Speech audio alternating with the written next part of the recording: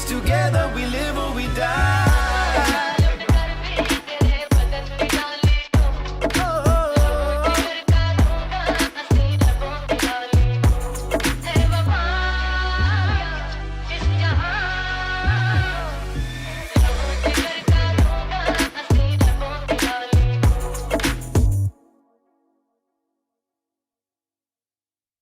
I was just telling Raghav earlier before the interview how much a generation has literally evolved and grown up listening to his music. Of course, not to add an age to that as at all, because music is timeless. But it's so wonderful to have you on Filme Shilmy, Raghav. Thank you so much for joining me. I appreciate it. Thank you for having me. I think, look, I mean, a huge congratulations on Desperado. I think it's such a bop. I've heard it many times, and it's a very iconic time because number one, Jab Tak Hai Jaan, your song Ishq Shava, celebrated 11 years. It will be celebrating 11 years this year. It'll be a decade next year, since 2 decades rather, since Storyteller, your album, released. So Yeah. at a time like this, when you've got Desperado out, I mean, what is going through your mind at the moment when you look back at all the achievements and your current ones as well?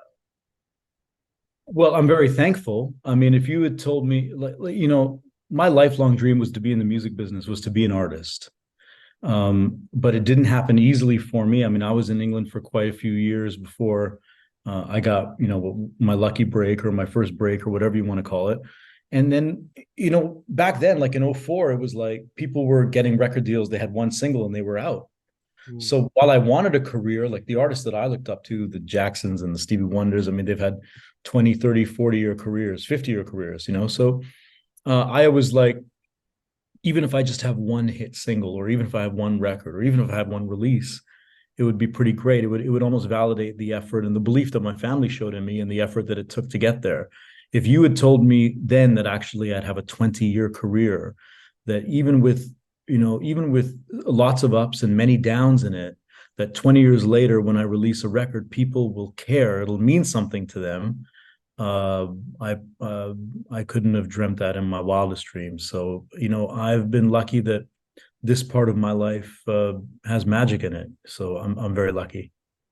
You brought this fusion, of Indian Hindi music, specifically from films, with R&B, pop, and hip hop, reggae, all of these sort of styles amalgamated together, where it was such a rarity. And of course, in the UK, we of course had Rishi Rich, we have had Apache Indian doing that. But I think when it comes to like beyond the UK, I think you definitely had introduced that. But at a time when you said where it was very difficult for singles to succeed, how challenging was it actually to really bring in that Indianness to the music that you were producing and for it to be accepted as well? I mean, I felt those challenges more when I was growing up in Canada in terms of finding an identity of who I truly was. When I came here, when I moved here in about 2000, Goodness Gracious Me was the #1 TV show on the air. My white friends in Liverpool were having 2 or 3 Indian meals a week. I felt like I'd gone from Calgary to Calcutta when I moved here, like it was pretty incredible. So the idea that would naturally go into music, and it wasn't like I was a pioneer of that. I mean, when I'd go to a CD store, when I was studying in Liverpool or when I moved to London, I'd see Talvin Singh or Nitin Sawhney. When I was in junior high, my first CD was Snow and Apache Indian and Michael Jackson's Dangerous. So for me, being in England was like the key to being able to really be myself and understanding that not only was it potentially marketable, that there were so many people that had the shared experience as me. In fact, maybe even more highlighted. I mean, there's folks that grew up here that dealt with much more visceral, aggressive, in-your-face racism. They also were able to go to Jamaican sound clashes and had the sound systems that were going on. I didn't have access to those things in Calgary, which is pretty, it's pretty vanilla compared to, I don't mean that in a negative way, but it's pretty vanilla compared to the UK British Asian experience. So for me, I just felt like this, who I was, it was validated when I came over here. And then that showed itself in the music. And I got to be authentically who I am, the samples that I've chosen, the way that I fused it together, and finding Mushtaq to make those records with. That's probably the biggest key, is that you have to have someone that has that shared experience with you to be able to. So when you're in the studio, you kind of get excited about the same thing. Hmm. I think also, Raghav, one thing I must say is that, you've paid homage to, of course, the Hindi cinema very well, of course, with the references of Kabhi Yaar Kabhi Paar and, Leke Pehla Pehla Pyar, so many other songs that you referenced. But I think the fact that you've also sung in Hindi, which was wonderful, for that too, for the mainstream audiences. I think that was so cool. I mean, if we look at nowadays, it's like how we all love Priyanka for doing that, as she did in Exotic and albums like that. But I think for you at that point, because in hindsight now, I often look back at some of the uh, so-called trailblazers and the way they represented Indian culture, where it kind of now seems a little caricature. But when I listen to your music, it never comes across that way. It never feels like you try to monetize yourself at the cost of, kind of mocking our culture or putting it down. You were very proud of that as well. So how conscious was that decision of yours in terms of back then? How I spoke with my family at home is how I sing on the record. You know, एक sentence Hindi में था and एक sentence अंग्रेजी में था. So it would go back and forth. So that's what the music was all about. I mean, there's songs on Storyteller, if we're not just talking about the singles, that are jazz records or reggae records that have nothing to do with the desi side of who I am at all. So I think that's the NRI experience. I don't think I'm unique in that regard. It's all of our experience that we're made up of. Our omelet has a lot more ingredients in it than a lot of folks. And it also speaks to the beauty of our culture. Like if I can sample Kabhi Yaar Kabhi Paar in 2004, 50 years after O.P. Nayyar made the song, and everybody recognizes it when it drops, what does that say about the beauty and longevity of our film industry and the music within it? That I benefit from when I use it and interpret it in a different way. So yeah, like I'm a conduit for some of that stuff within my music, and I'm really happy that you feel it's authentic, because that has been the core value that I think I've tried to keep on track with my entire career. And listen, it hasn't been easy. I provide for my family by what I do in this industry, and sometimes it's really hard to go forth. After my first record, I sold 1.5 million albums of Storyteller. The labels were like, great, the Indian thing's done. You got those fans in the bag. now we need to grow on that. But in order to grow on that, there were a lot of major UK record labels that thought I should change my name. And it sort of said to me, they were like, well, if you were like Ricky Ray or something ambiguous, culturally ambiguous, it would work for you. Like, I'm not going to say that I said no. And I found it offensive, but I understood where they were coming from. But it hurt because it made me feel like perhaps my initial success was a novelty. I think what those 20 years have proven since that first record and now Desperado is that there's nothing about our culture or who we are that is a novelty. I'm really glad I did not change my name, but I paid a price for it. Like I've taken a more laborious route to success than a lot of other artists have had to, but it's not anybody's fault but my own.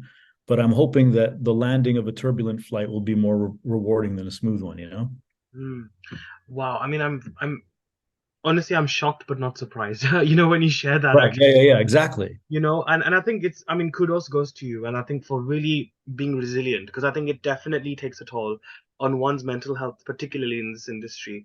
But Raghav, I've often been thinking about it, that often they talk about diversity, representation, वगैरह वगैरह, ये सब बातें तो होती रहती है.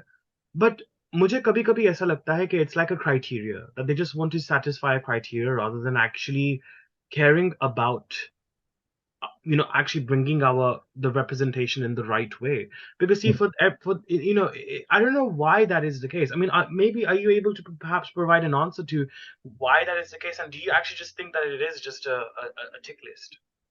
Well, there's times when I've been booked for something, or I've been paid for a gig, or I've been asked to speak at something where I thought it was a box ticking exercise. But here's the thing: we also can't have progress phobia. That in order to take over the world, you got to start in your own backyard. There has to be some element of understanding. Like my big thing is that art, like everything in life, is a meritocracy. It should be based on merit.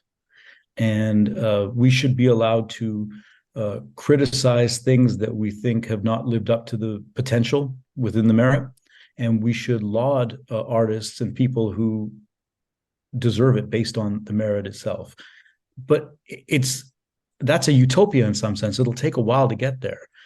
I was really mistaken. I was in my mid-20s and I thought my early success was totally based on my merit. And I think that while for our community, that would be the case, I don't think there's anybody in our community who would say that, Raghav cut corners in his initial success, or that those records have not stood the test of time and that he's not a talented guy. And I'm really happy about that. But I think in some corners of what you would call back then the quote unquote mainstream music industry, there might have been this thing that, it's like, can a guy with that name truly be a marketable commodity? And that was a question that the check writers had to ask themselves. And the truth of the matter is that more often than not in my career, the answer has been no. They don't think I am. And also true is that every time they've been wrong about it. I have this amazing, loyal, core fan base that comes from generations of understanding real artists and great art. And I've benefited from that. And I've been able to do it independently, not easily, but independently for the last 15 years or so. And I think what we're seeing now with Desperado is like this almost overwhelming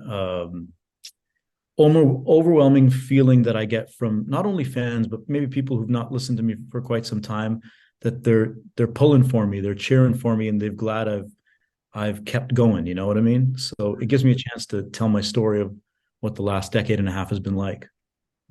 Right. No, I think it's quite a journey when you kind of look back at your sort of album selling like 1 million copies or however much there was. I mean, there was a lot, as you mentioned. And now when you look at the social media sphere, I mean, everyone is pretty much referencing your songs in the music section. In fact, I did recently in one of my latest Instagram posts too. But when you kind of look at the sort of trendings that's happening on social media and you see your music sort of again coming back to life, and I mean, not that it ever went anywhere anyway, but when you see that resurgence of music with the younger generation, perhaps of today, I mean, that must make you feel rather nostalgic and then also very introspective of how much you've come a long way. I mean, it must have really reminded you of the lessons you've learned, right, over the industry, I'm sure. It's a huge sense of pride. Over COVID, I had to stop. As much as people may think, well, he's not, I've been touring for 19 years nonstop. I've been in the studio making records. Like, I haven't stopped anything. I've been working harder since my early success. Have I had the same platform in all those years? No, I have not had the same platform. And in some cases, I've still had some big hits, like with Jab Tak Hai Jaan, or a big hit in Canada, or different bits and pieces there. But was it with the same consistent kind of prolific nature of the first album? I mean, that would be hard to do without that kind of support. Yeah. But the one comment that really sticks out to me, the two, are people going, "We really missed you," under that quick style video of "Let's Work It Out," where it's got 42 million views. "Oh, we missed you, and we missed Raghav," and da da. But then there's a generation of kids who are like, "Hey, this record is dope. When does it drop?" And I'm like, it dropped 19 years ago. And that makes me feel really proud. Yeah. Yeah. Because your goal as an artist is to create a timeless record. And while, only time will tell if I've succeeded in that. But 19 years in, we have succeeded with some of those songs that a generation that never heard them are still moved by them, motivated by them, and were unaware that it was released 19 years ago. To them, it sounds fresh. That's a huge compliment to Mushtaq and myself and Sly and Robbie and my mom, who wrote Teri Baaton. And over COVID, I got to see that play out. I knew that I've been living off of people's love for the past 15, 16, whatever years. But when you're at home and you don't have to work and you don't have to tour every weekend and you don't have to travel and you're just at home, I got to see it, and it was overwhelming. And that's framed what this new record sounds like, because part of Desperado and the songs that are coming up is saying, okay, I now know intrinsically, from having sat and seen the love that you showed me over COVID in particular, what you guys want to hear from me, and it's time to pay you back for your love. Right. Wow. That's so beautiful. And I think it's great as well, because I guess, like you rightly said, is that these trends and I guess the comments and the reactions you're getting online, that also really helps you to and perhaps guide you into the type of music that you need to produce and the type of flavors that you need to perhaps encompass as well, right? In terms of the audience. Listen, I knew shortly before COVID, but then particularly while we were in lockdown and stuff, that yes, I need to get back together with Mushtaq.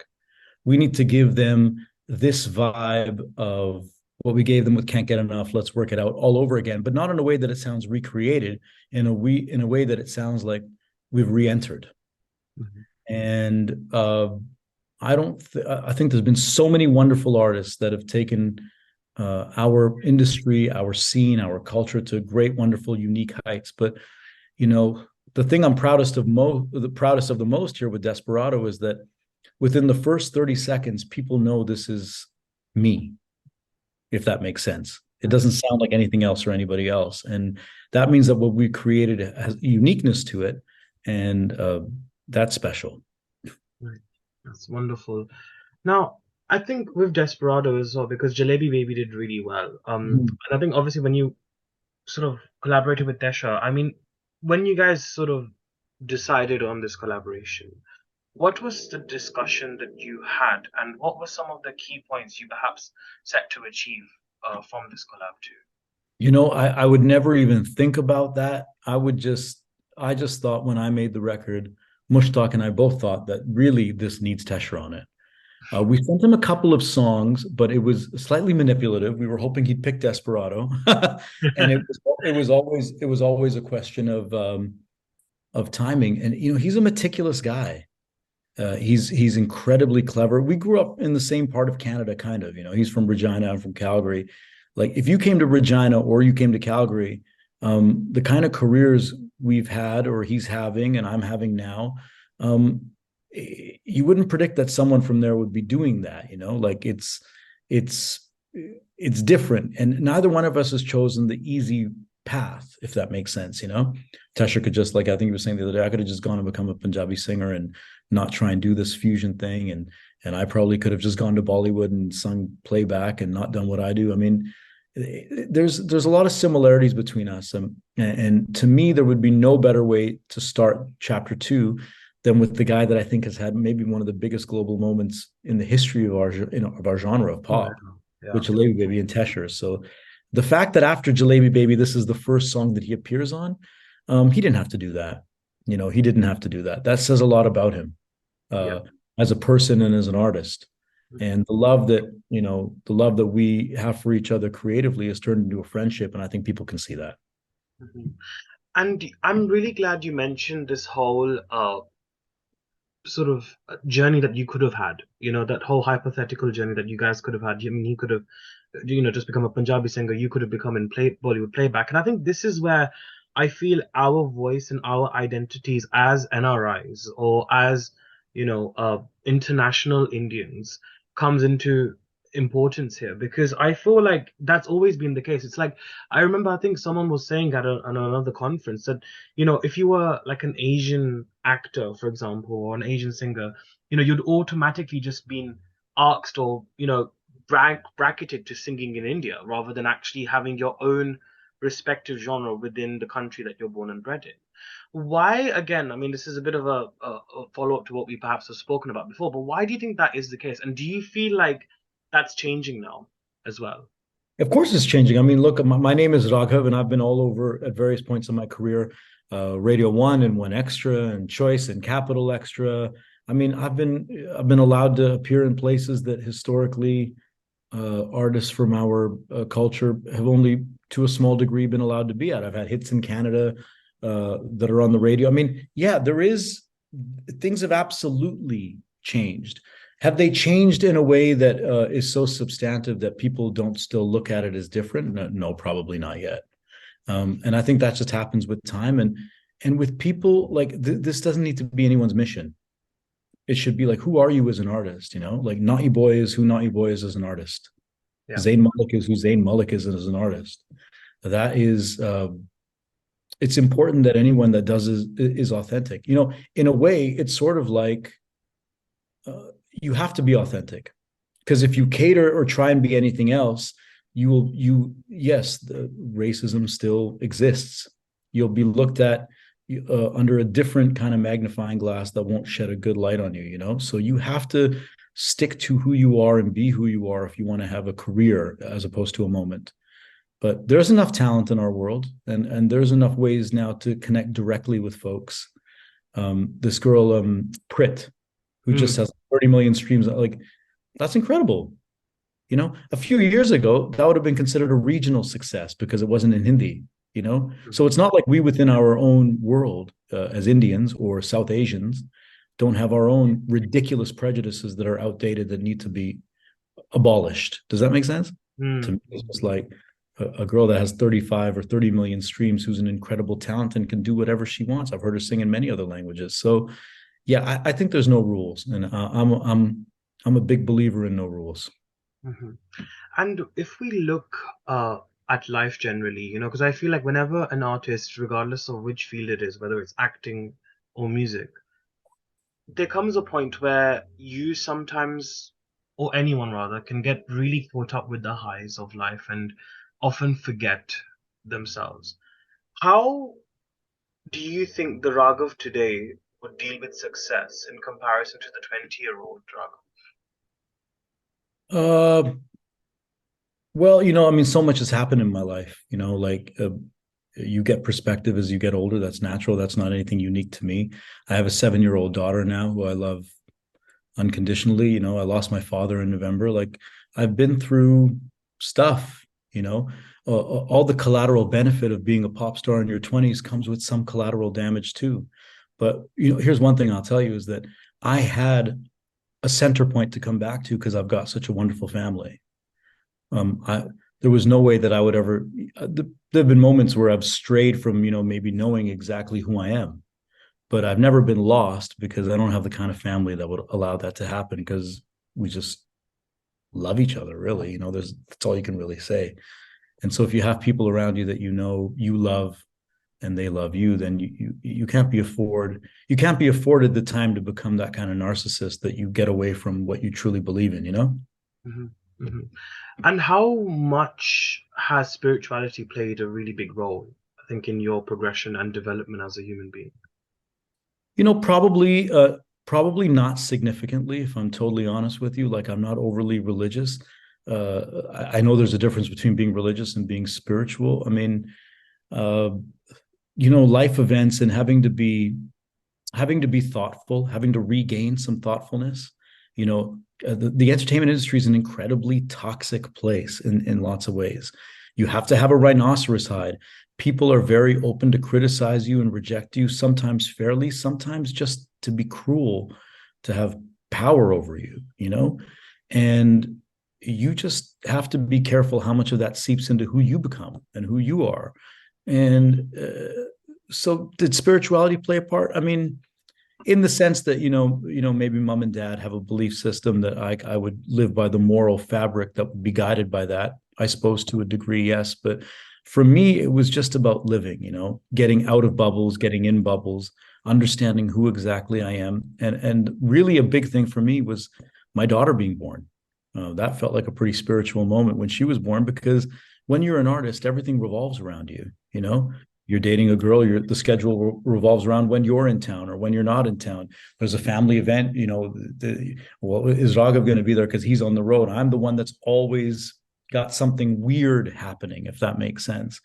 And it can start to become something where there's a lot of pressure on you, and there's a lot of privilege to being the person that folks look to wonder what's happening with you, to plan around stuff professionally, privately, however that works. Well, you have a baby girl, and then you are always at least the second most important person in that room, And that was pretty great because I knew I wanted to give her the kind of childhood that I had. And in order to do that, I would have to try and emulate some of the selflessness that my parents had when they raised me. So it was just great. Not that I needed it, because I wouldn't want to put that pressure on her, but it made all the difference in the world, really. Wow, that's beautiful. And I'm sure I'm sure definitely whenever so she's very young, you said, right? How old is she? 7 year old, right? He just turned 7 last week. Yeah. My God, I think when she grows up and realizes the legacy that her father has set, I think she'd be very proud of that. I'm sure she already is, to be very honest. So that's very beautiful to hear. It's funny you say that because when COVID happened, when it first happened, I was like, oh my God, we're all going to die. Not Raghav the catastrophizer. I was like, we're all going to die. And I thought, this is macabre, but I thought if I died, what would they say? And I determined that if I died, it would say, Angel Eyes singer Raghav has died. And I was like, okay, that's pretty good. That's actually not bad. Like there's something there. But then Yeah, I thought, boy, if we ever get through this thing, I have the rest of my life to change that headline. And yeah. everything that I do, whatever intention I do it with, whether it's how I live my life or how I make my art or whatever I got going on, that's going to affect that headline. And so I'm making those choices accordingly. Hmm. We have to talk about, I think, your Hindi film playback career. I mean, आपने 3 या 4 गाने गाए हैं A.R. Rahman के लिए, and I think it is such a huge honor to even, I mean, the fact that you've even been able to sing with him, I mean, even to be in his presence is such a huge deal. और वो भी यश चोपड़ा की आखिरी film के लिए जो जब तक है जान थी. And in fact, last year it celebrated a decade.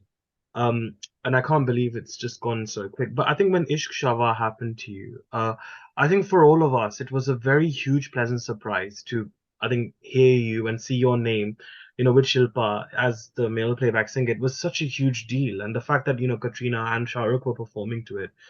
At that point in time, how much of a big blessing was this song actually in your life? And what significance did it have, especially particularly in 2012? Uh, well, the song was a huge blessing because I think it's a hit. And singing for Shah Rukh Khan is, a singular kind of privilege. But more than anything, being in the room, like you said, with Mr. Rahman, the idea that I could learn from, he's on a different level than the rest of us. You want to talk about spirituality. Yeah. Watching him put together a composition is a spiritual experience. He is on a completely different plane.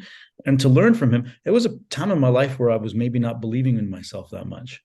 I maybe perhaps even turned myself into the novelty that I was made to feel uh, by parts of the music industry.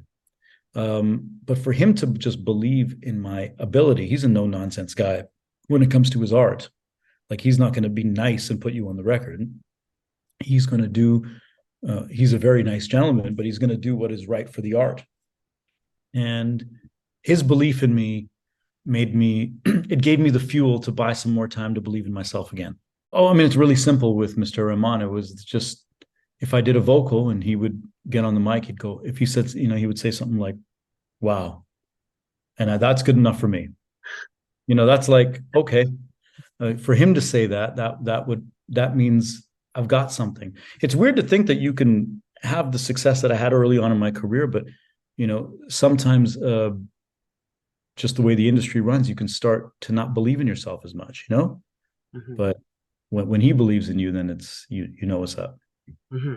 And in Hindi as well, I think it would be nice to kind of understand your experience of working in that industry generally, because I think entertainment industry चाहे India में हो या US में हो, दोनों तरफ से बहुत ही ज्यादा डिफिकल्ट होता है एक इंडिपेंडेंट आर्टिस्ट को एक मुकाम तक पहुंचना. So it's very tough. But in Hindi as well, like what was some of the experiences that you had there? I mean, what sort of songs were you approached for? Were there ever times when you had to reject a song or reject an opportunity because it Yeah, didn't sit well with you? there were two songs, not because they didn't sit well with me. There were just two songs I was asked to do that ended up being big hits, and it just didn't happen. I mean, I think I said no to, and one it just didn't come to fruition. One was Garam Masala. I think Adnan Sami ended up singing it. Oh, really? And another one was Can We Twist? We twist, we Oh, twist. Navatikals one. Yeah, yeah. Oh, So wow. those two songs were like, well, the twist one was definitely supposed to be mine. Garam Masala, I was just approached about it. So I would never say that it was like it was going to be a song I was going to do, because obviously Adnan would have his own interpretation that would make it a different song. But I'm glad they didn't happen in a big way, because my entry came through A.R. Rahman. That's pretty great. Massive. Actually, you can't get a better entry than that, So, honestly. some of God's greatest gifts are unanswered prayers. Yeah, absolutely. No, very rightly said. But I think one thing that is quite concerning a lot of people on social media nowadays, especially in Hindi, there is a lot of remixes that are coming up. Now, I think since I've been speaking a lot with Rishi, I've learned a very huge difference between sampling and Yes, remixing. There's a that's massive good. difference, and I've learned that.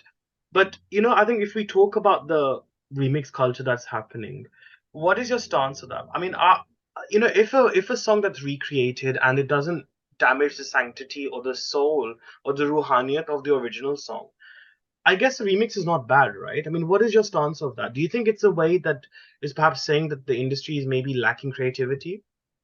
Well, look, the industry is not lacking of creativity. There are so many talented people in our culture in the world. There's no lack of creativity. Might there be? It's lazy. It's a lazy way of doing things. I resent probably more than anything in my career the comparison between those remixes and what I've tried to do with Mushtaq in terms of sampling records to over a new composition, which is totally different, you Yeah, know.